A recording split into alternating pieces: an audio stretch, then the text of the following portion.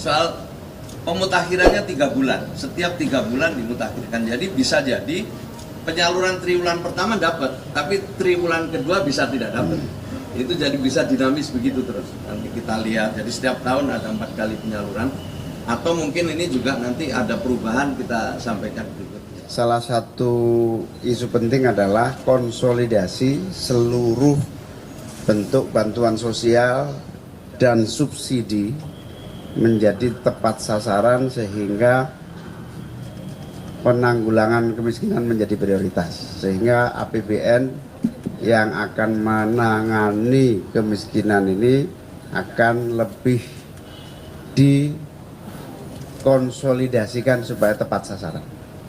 Data DTSEN menjadi harapan baru sehingga seluruh anggaran, pola, cara kebijakan, sinergi akan merujuk kepada data tunggal itu. Yang kedua, selain APBN yang kira-kira sekitar total di semua kementerian itu ada 500 triliun lebih, maka kita berharap mengkonsolidasikan pundi-pundi dana umat masyarakat agar berfokus kepada kemiskinan, kepada terutama Badan Amal Zakat Basnas Nasional untuk mengkonsolidir, kita harapkan untuk mengkonsolidir agar prioritasnya ditujukan kepada penanggulangan kemiskinan. Saya kira itu dari diskusi rapat pada hari ini. Mungkin ada tambahan? Apa yang disampaikan Pak Menko tadi, jika ini bisa kita realisasikan ya dengan baik di lapangan, tentu program-program pemerintah akan lebih efektif karena tepat sasaran. DTSEN yang tadi disinggung oleh Pak Menko ini adalah momentum bagi pemerintah untuk mensinergikan, mengintegrasikan semua bantuan-bantuan yang diberikan ke masyarakat lewat berbagai kementerian.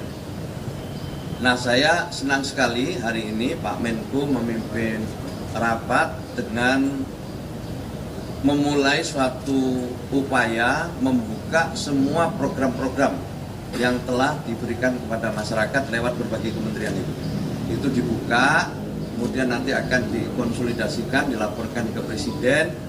Nah, mudah-mudahan nanti setelah ada arahan Presiden, kita akan mulai konsolidasi lebih teknis. Nah, ini jadi satu hal yang kami syukuri hari ini. Nah, di dalam undang-undang itu, pengentasan kemiskinan itu diarahkan untuk memenuhi 3 hal. Pertama, material, 2, spiritual, dan 3 adalah sosial. Maka itu di sini kita lihat diundang oleh Pak Menko, Pak Menteri Agama, di mana kita harus mulai mengikutkan ya ajaran-ajaran agama dalam rangka untuk memotivasi masyarakat, keluarga miskin misalnya untuk bisa lebih bangkit dan lebih berperan di masa-masa yang akan datang. Itu saya kira tambahan saya, mungkin nanti DTSEN-nya langsung oleh Kepala BPS. Tapi Bapak Ibu sekalian, DTSEN ini sungguh merupakan data yang sangat kaya. Kita bisa manfaatkan untuk berbagai hal gitu, dan insya Allah akan lebih akurat. Apalagi nanti kalau sudah 3 atau 4 bulan yang akan datang, karena setiap hari akan dilakukan pemutakhiran. Saya kira itu tambahnya. Terima kasih. Dan kami persilakan untuk ya, silakan Ibu. Terima kasih. Menambahkan tadi apa yang disampaikan oleh Bapak Menko dan Pak Menteri Sosial, bahwa DTSEN saat ini akan terus digunakan untuk pensasaran program pembangunan pemerintah, dan kami pun BPS terus komitmen untuk melakukan pemutakhiran terhadap DTSEN. Setiap 3 bulan sekali kami akan memutakhirkan dan menyerahkan kembali data tersebut kepada Bapak Menko PM, Bapak Menteri PPN Bappenas, dan juga kepada Bapak Mensos, untuk kemudian nantinya pemanfaatan data tunggal sosial ekonomi nasional ini selalu menggunakan yang mutakhir. Apalagi nanti kami terus menggunakan data-data administrasi yang kami kumpulkan untuk memperkaya sebagai input dari data tunggal sosial ekonomi nasional. Tentunya nantinya semua statistik dari BPS juga akan konsisten dengan data tunggal sosial ekonomi nasional, dan kami akan terus memberikan supply input data statistik kepada pemerintah untuk mendukung program yang lebih tepat sasaran. Terima kasih. Menteri Agama? Iya, saya tambahkan sedikit ya bahwa kedahsyatan bahasa agama ini luar biasa untuk menjadi faktor untuk mengentaskan kemiskinan. Karena kita lihat ya di dalam satu survei yang dilakukan oleh CAF ya, World Giving Tax, negara yang paling rajin menyumbang itu adalah Indonesia. Nah buktinya kemiskinan yang sangat ekstrim itu sesungguhnya bisa terselesaikan sendiri dalam masyarakat. Ya. Dan melalui pundi-pundi agama, terutama agama Islam ya, itu ada 27 pundi-pundi kalau ini aktif. Ya, yang kita baru aktifkan baru satu, zakat ya. Misalnya kita kenal ada zakat, ada infak, sedekah, ya, wakaf, hibah, wasiat, waris, jizyah, luqatah, dam, diat, fai, ghanimah, kafarah, hiwalah, fidyah, wadiah, mudharabah, musyarakah, nazar, mahar, hiwat, dan seterusnya.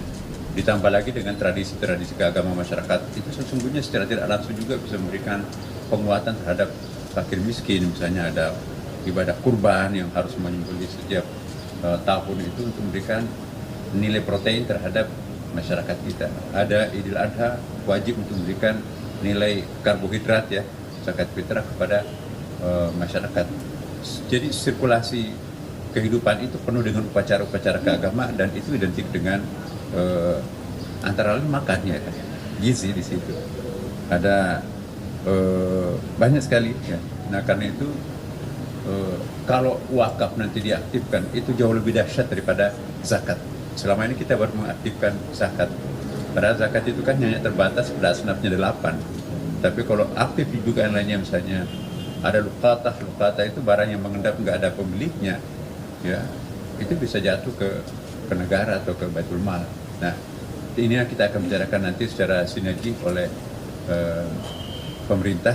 Mudah-mudahan nanti ini akan benar-benar akan dalam waktu singkat itu bisa menyelesaikan persoalan kemiskinan mutlak. Separuh dari dana Basnas saja itu sudah bisa menghapuskan kemiskinan mutlak itu sekitar 20 triliun ya kan. Nah Basnas menerima 41 triliun tahun ini. Jadi saya kira kita berharap tahun depan nanti ya potensi zakat Indonesia itu bisa mencapai 300 triliun kalau seandainya orang berKTP Islam punya harta di beberapa macam properti dan juga di bank. Itu potensi 300 triliun bisa ditembus oleh zakat saja, belum lagi wakaf, belum lagi sedekah dan seterusnya.